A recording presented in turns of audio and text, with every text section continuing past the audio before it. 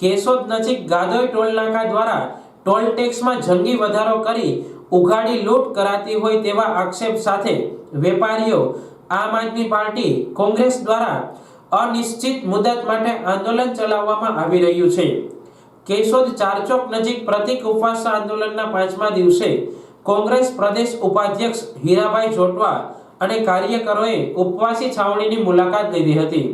હીરાભાઈ જોટવાએ ભાજપ સરકાર પર આક્ષેપ કરતા જણાવ્યું કે વાહન ચાલક એક વખત આરટીઓનો આજીવન ટેક્સ ચૂકવી દે પછી તેની પાસેથી અન્ય ટેક્સ ઉઘરાવી શકાતો નથી તેમ કહી વધુમાં તેમણે એક જ હાઈવે પર બ્રિજ બનાવવાના અધૂરા કામો નજીકના બે ટોલ નાકા પર ટોલ ટેક્સમાં વિસંગતતા હોવી તે સરકારની મોટી ભૂલ છે તેનો જોરદાર વિરોધ કરી આંદોલનને તન મન ધનથી ટેકો આપવા જાહેરાત કરી છે। આંદોલનને લોકસભા ચૂંટણીની આચારસંહિતા સુધી ચાલુ રાખવા નિર્ણય કરાયો છે। હીરાભાઈ જોટવા ઉપપ્રમુખ ગુજરાત પ્રદેશ કોંગ્રેસ આજ રોજ કેશોદ મુકામે ગાદોઈ ટોલનાકા ની ઉઘાડી લૂંટ વિરુદ્ધ એક લડત સમિતિ ચાલી રહી છે। એ ઘણા દિવસોથી પ્રત્યેક ઉપવાસ ઉપર બેઠેલા છે। એમને કોંગ્રેસ ટેકો કરી રહી છે અને એમને ટેકો જાહેર કરવા માટે આજરોજ અહીં ઉપસ્થિત રહ્યો છું। ત્યારે મને પ્રશ્ન છે ભારત સરકાર સામે અને નેશનલ હાઈવે સામે કે સામાન્ય રીતે કાર છે, મોટર કાર, એમના આરટીઓ ટેક્સ છે એ એમની સાથે આજીવન લઈ લે છે। તો એક વખત આજીવન ટેક્સ લીધા પછી ફરી એની ઉપર ટેક્સ ઉઘરાવી શકાતો નથી। એ કાયદાકીય પ્રોવિઝન હોવા છતાં આધાધૂંધી રીતે કયો યા તો જબરજસ્તીથી ટોલ નાકાઓની ઉઘાડી લૂંટ એ કહી શકાય છે। ખાસ કરીને કોઈ પણ રોડ હોય એ બીજો મુદ્દો હોય તો ટોટલ રોડ ક્લિયર થવો જોઈએ અને પછી ટોલ નાકું સ્ટાર્ટ કરવું જોઈએ। પરંતુ કમનસીબે કેટલા વર્ષોથી આ ટોલ નાકા શરૂ થઈ ગયા।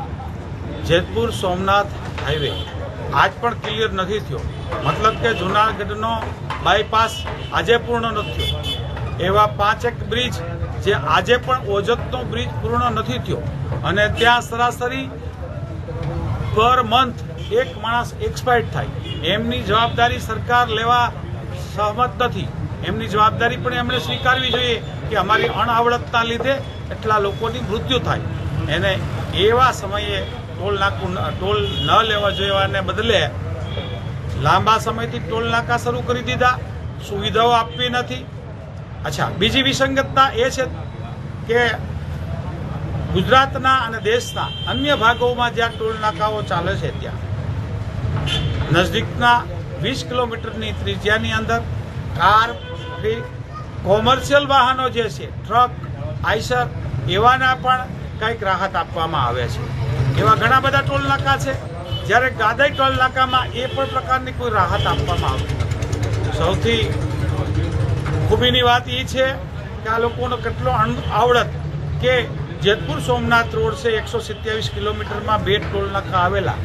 એ 2 ટોલ નાકામાં પણ દારી ટોલ નાકો અને ગાદોઈ ટોલ નાકો, તો એમાં પણ વિસંગતતા છે કે જે સુવિધાઓ દારી ટોલ નાકામાં આપવામાં આવે છે એ પણ ગાદોઈ ટોલ નાકામાં નથી। વાત આ સરકાર છે કે વેપારીઓને સુરક્ષિત કરવાની વાત કરે, વેપારીઓને સારી રીતે ધંધો કરે એવી વાત કરે, ત્યારે મારે કહેવું ઘટે કે કેશોદની પ્રજા વેપારી પ્રજા છે, શાંત પ્રજા છે, એટલા માટે બહુ લડાઈની વાતમાં માનતું નથી। એમનો ગેરઉપયોગ કરીને, એમનો દુરુપયોગ કરીને એ સતત સીધી ને સીધી આ વેપારી પ્રજાની લૂંટ કરે।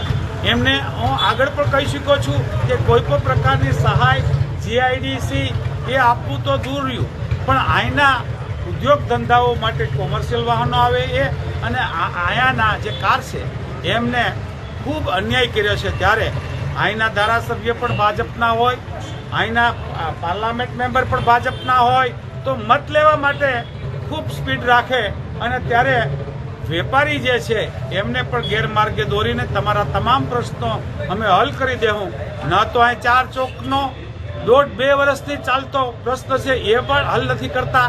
અને એવો જ આ નેશનલ હાઈવેનો જે ગાદોઈ ટોલ નાકા છે એ આ વિસ્તારને માથાના દુઃખ સમાન થઈ ગયો છે. ત્યારે ઝડપથી એમનું નિરાકરણ કરે એવી હું વિનંતી સાથે વિરમું છું. જય હિન્દ, જય ભારત.